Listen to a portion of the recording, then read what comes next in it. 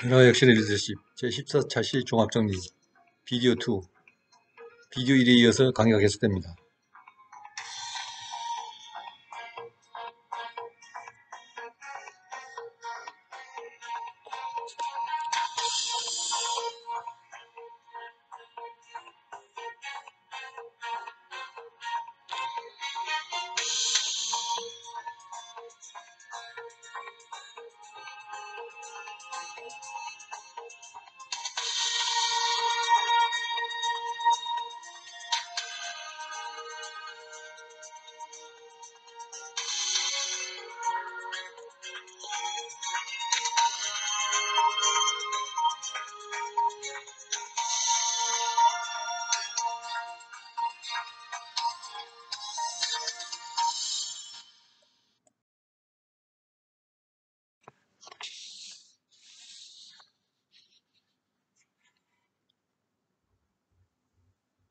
제9주차는 리더십 학습의 백미로 꼽히는 혁신의 확산을 학습하였습니다. 확산의 요소는 혁신, 즉 이노베이션, 채택자, 어답터스, 의사소통 채널, 커뮤니케이션 채널스, 시간, 타임, 그리고 사회 시스템, 즉 소셜 시스템입니다. 혁신의 확산 이론은 맨 처음 비주얼하게 보여준 학자는 가브리엘 타데의 혁신의 S형 곡선입니다. 혁신의 확산에 대해서 가장 유명한 로저스의 혁신 확산 곡선을 보면 로저스에 의해서 1962년도에 도입된 혁신 확산 모형은 새로운 기술 혹은 혁신이 시장에서 어떻게 수용되고 널리 퍼져나가는가를 이론적으로 설명한 모형입니다.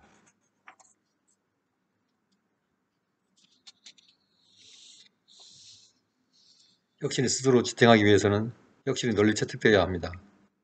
혁신이 채택되는 과정에 어느 시점에서 급격한 확산이 이루어지기 위해서 혁신의 확산 속도나 비율이 임계 질량에 도달하는 시점이 있습니다. 혁신을 채택하는 범주는 혁신가, 초기 채택자, 초기 다수 채택자, 후기 다수 채택자, 그리고 후발주자가 있습니다. 다음은 1991년도 제프리 무어에 의해서 제기된 캐즘에 대해서 살펴보았습니다. 캐즘은 본래 협곡을 뜻하는 단어였습니다. 제프리 무어는 이 단어를 신기술이 초기에 수용되는 모습을 보이다가 판매가 급감하고 시장에서 사라지는 현상을 설명하기 위해서 사용했습니다. 특히 인터넷 대중화와 함께 IT 신기술이 선보이기 시작했던 80년대 말에 이러한 현상이 많이 나타나면서 각광을 받은 개념입니다. 캐즘이 나타나는 이유는 신기술이나 혁신에 열광하는 혁신가나 초기 수용층은 새로움에 열광하지만 대다수 소비자들은 새로움보다는 효용성이나 편리함 혹은 자신들의 수준에 맞는 기술적 쓰임새, 가격에 맞다면 혁신이나 신기술이 캐즘을 뛰어넘을 수 있을지 아닐지는 해봐야 알 수 있다는 결론밖에 없습니다. 그 누구도 다수의 선택을 정확히 예측할 수 없으니까요. 캐즘 이론을 보다 사회적 관점에서 보충한 이론이 있습니다. 바로 하이프 사이클 가설입니다. 하이프 사이클 이론은 혁신의 과대 포장 주기 이론이라고 불립니다. 가트너가 1995년부터 기술에 대한 평가를 하면서 선보인 것이 신기술의 과대 포장 주기 이론입니다. 이 모형은 기존 혁신 확산 모형과 X축은 시간의 흐름으로 같지만 Y축은 수용자의 규모가 아니라 현실성, 즉 주로 언론이나 세간의 관심으로 해석한 것인 현실성으로 바라봅니다. 즉 사회적인 관심도로 인해서 특정한 신기술이나 혁신이 과장된 형태로 부각된다고 보는 것입니다. 하지만 초기 혁신가들에게 수용된 이후 그 기술이나 혁신의 부정적인 측면이 드러나면서 급격하게 기술에 대한 비판이 제기되고 수용층을 감소하게 됩니다. 이 감소 현상은 앞에서 설명드린 캐즘 현상으로 이해될 수 있죠. 하지만 여기서 끝이 아닙니다. 부정적인 평가에 대한 개선책이 지속적으로 나오면서 어떤 기술이나 혁신들은 다시 그 가치를 재조명받고 시장에 대해서 평가를 하고 위 그래프상 어디에 위치하는가를 발표합니다. 이를 통해 많은 기업들은 신기술에 대한 시장 내 위상을 파악하게 됩니다. 물론 이 모형에 대해서 여러 가지 비판이 제기되기도 합니다. 과연 이것을 순환주기로 볼 수 있는 것인지 아니면 그저 단순히 신기술의 시장 수용 결과를 보여주는 것은 아닌지 등에 대한 것이 그 비판입니다.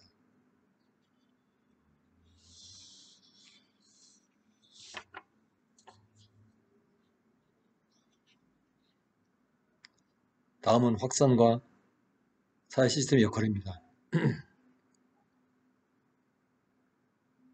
혁신의 확산을 하기 위해서는 연결점이 있어야 되는데 이것이 바로 사회 시스템입니다. 혁신의 확산을 위한 사회 시스템에는 여론 선두자, 전자통신 사회 네트워크, 조직이 있음을 학습했습니다.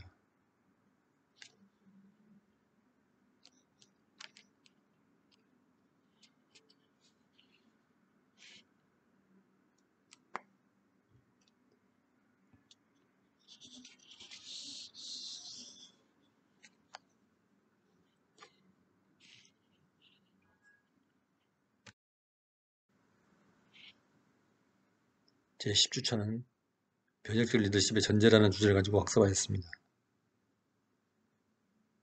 그 전제의 주제로서 그 사례로 메타인지, 예, 탈무드, 혁신 DNA, 눈치 등을 주제로 학습하였습니다. 그런 것들 외에도 수많은 요인들이 변혁적 리더십을 수행하는 데 필요한 자원이자 요소들입니다. 시의적절한 변혁적 리더십을 수행하는 데 몇 개의 고정된 요인들만 필요한 것이 아니라 필요한 것은 무엇이든지 끌어다 쓸 수 있는 인재가 되는 것이 필요하다는 것이며 변화와 혁신을 가져오는 리더는 그러한 실천 능력과 기술을 갖춰야 합니다.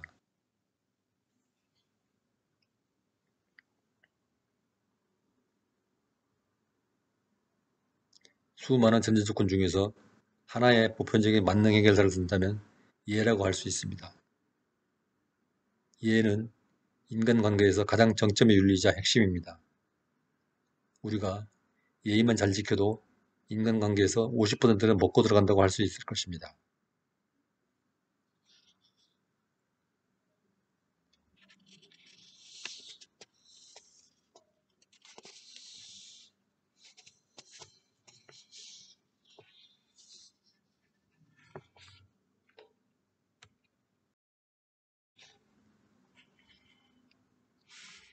제11주차는 4차 산업혁명과 리더십이라는 주제를 가지고 학습하였습니다. 인공지능이 인간의 역할을 대체하는 새로운 산업의 변혁기에 접어들어서 기존의 리더십 기술만으로는 새 시대를 견인하기 어렵다는 가정하에 현재 언론과 칼럼 등에서 논의되는 새로운 리더십 스타일을 모아서 소개하여 보았습니다.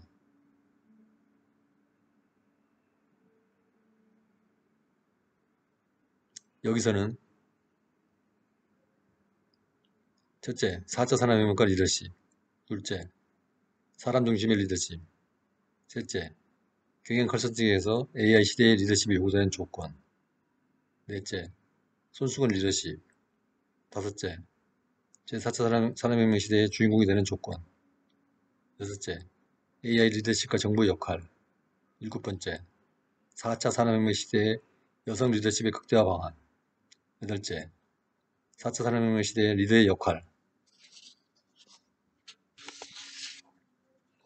아홉 번째로 4차 산업혁명 시대의 언어 품격에 대해서 살펴봤습니다. 다양한 내용을 살펴봤는데요. 4차 산업혁명의 시기에는 무엇이 어떻게 변할지 아직은 확실히 알 수 없지만 지금까지 우리가 살아온 방식과는 현재의 다른 차원의 세상일 거라는 생각이 듭니다. 이와 같은 시대에 우리는 우리가 속한 조직과 사회를 효과적으로 리드하고 혁신하기 위해서 창의적이고도 시적절한 리더십에 관심을 둬야 할 것입니다.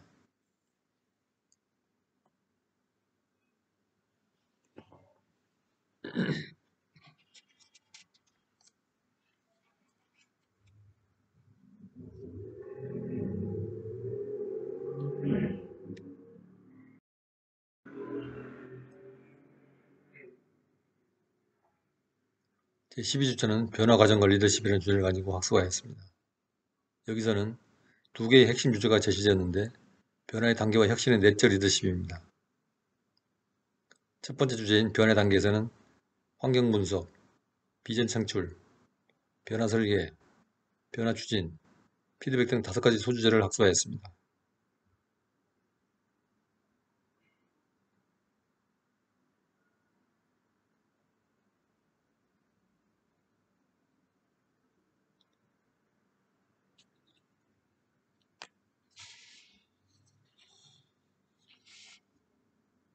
변화 혁신의 내적 리더십에서는 가, 영감 주는 비전지기, 나, 분석적 전략지기, 다, 정서적 친밀지기, 나, 실천적 실행지기 등 네 가지 소주제를 가지고 학습했습니다.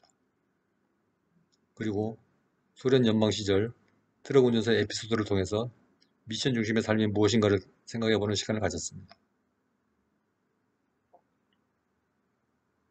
어떤 공정이나 생산 또는 서비스 현장에서 작업자에게 미션, 즉 임무 설정이 잘 되어야 한다는 점입니다.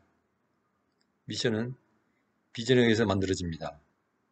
즉 비전은 바람직한 미래의 상태를 말하고 미션은 비전을 실제로 이루어내기 위한 부처와 과정입니다.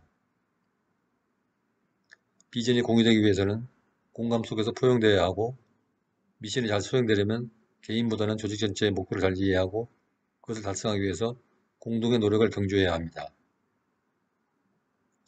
미션 중심의 인간은 유연하고도 자발적으로 일을 합니다.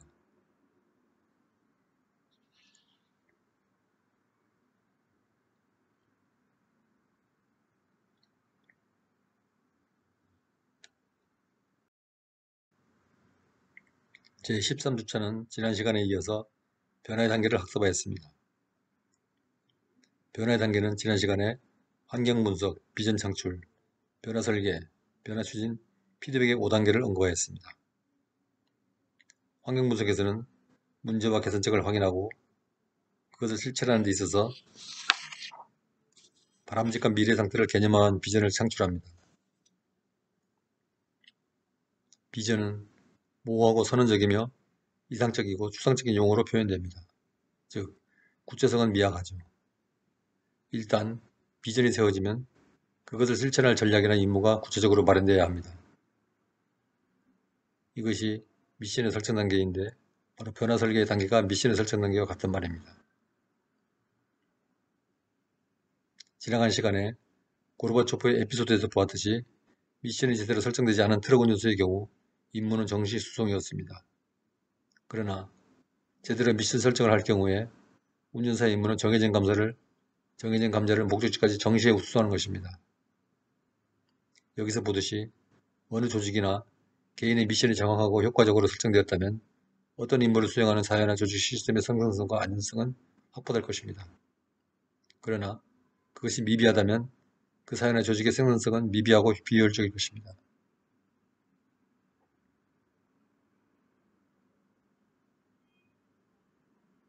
자, 여기서 변화 설계는 미션 설정 또는 미션의 체계화라고 했습니다.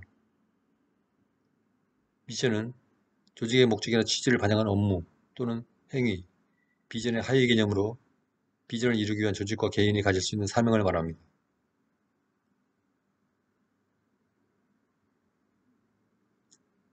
미션의 체계화는 조직이나 사회 체제의 위기에 따라 미션을 설정하는 것을 말합니다.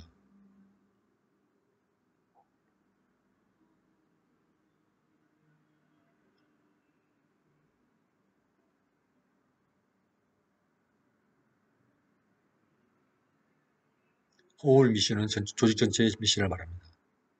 즉, 국가나 기업의 전체적인 임무나 사명을 말하는 것이죠. 우리나라의 경우 민족 중흥이나 남북 통일, 세계 7대 강국 즉 G7을 되는 것과 같은 집단 전체의 미션을 말합니다. 호홀 미션 다음에는 펑크셔널 미션으로 기능이나 부서별 미션을 말합니다. 기업을 예로 들면 생산부서, 마케팅부서 또는 국제부서 등 기능에 따라 나누어진 임무를 중심으로 미션을 설정하는 것이 펑크셔널 미션입니다.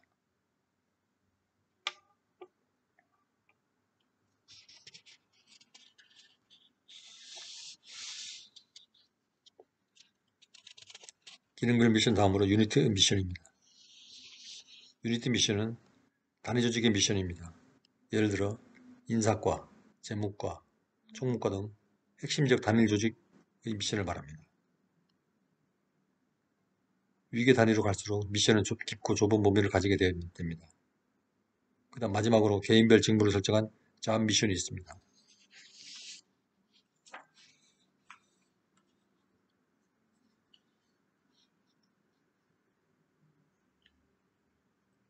이러한 미션은 조직의 사무 분장 규정이나 권한 이행 규정을 통해서 매뉴얼화되거나 법정화되어 있습니다. 모든 미션이 모든 상세 내용을 다 규정할 수는 없으므로 합리적인 이성을 가진 동기부여된 사람이라면 감자를 수송하면서 질질 흘리고 다니는 사람은 없겠지요.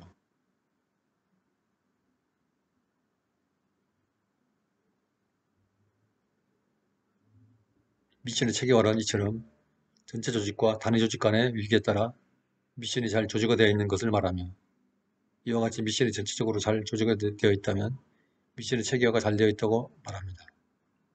미션의 체계화가 잘 된 집단은 생산성이 높고 불령률이 낮으며 리더십 차원에서는 목표 달성이 잘 되는 상황이라고 말할 수 있습니다.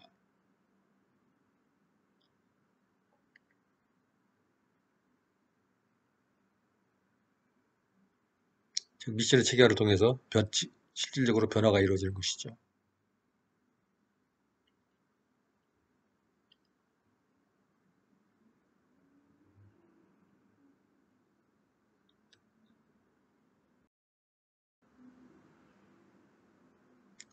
제14주차는 오늘 강의를 했던 것처럼 전 과정을 요약 정리하는 시간을 가졌습니다. 리더십은 사실 학문적인 학습이라기보다는 삶의 기술을 배우고 어떻게 실천해 나갈 것인가를 체득하는 과정입니다. 이번 기회에 자신이 사회에 나가기 전에 부족한 점이 무엇인지, 인생에서 더 개발해야 할 점이 없는지 등 리더로서의 자질을 함양하는 기회가 되었으면 합니다. 자기 기술서와 브레인맵에서 기술하였듯이 자신의 삶의 목표를 정립하여 되새겨보고 지금 무엇을 해야 하는지 전략과 수단을 만들어 보면서 자신에게 주어진 영혼과 육신이 최대의 행복을 찾도록 만들어줘야 합니다. 수업의 말미에 서서 각자 자신을 돌이켜보고 세계와 국가와 사회 속에서 새로운 나를 창조한다는 각오로 변화될 자신을 상상해보고 각오를 다짐해보는 시간이 되었으면 합니다.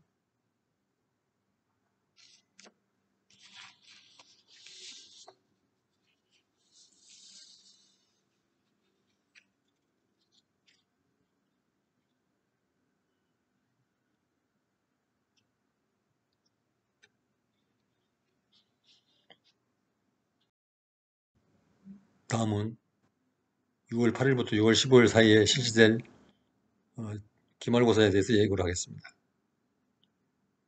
기말고사는 제15주차 비대면 수업, 여기서 15주차라고 말하는 것은 보강주간인 6월 8일부터 6월 15일 사이를 말합니다.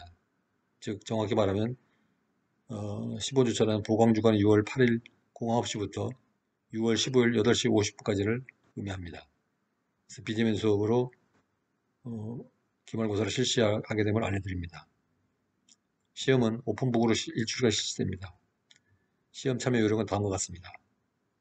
첫째, 먼저 15주차 강의를 1, 2교시 전부 청취합니다. 강의는 90% 이상 청취해야 출석이 인정됩니다. 이 점 유념하시기 바랍니다. 둘째, 사우 클래스룸의 첨부물 또는 구글 클래스룸에서 시험지와 답안지를 확인합니다. 셋째, 문제를 풀고 답안지를 작성 후 구글 클래스룸 제15주차 2교시 수업에서 업로드해 주시기 바랍니다. 업로드가 어려우면 이메일로 답지를 제출해 주시기 바랍니다. 이메일 주소는 jkleh하고 sau.ac.kr입니다. 마지막으로 답안지 제출 마감 기간은 6월 15일 아침 08시 50분까지입니다.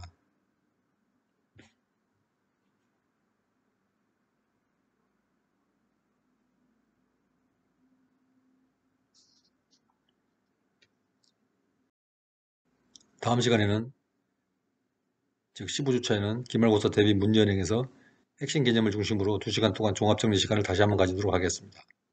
강의 듣느라 수고 많았습니다. 안녕히 계십시오.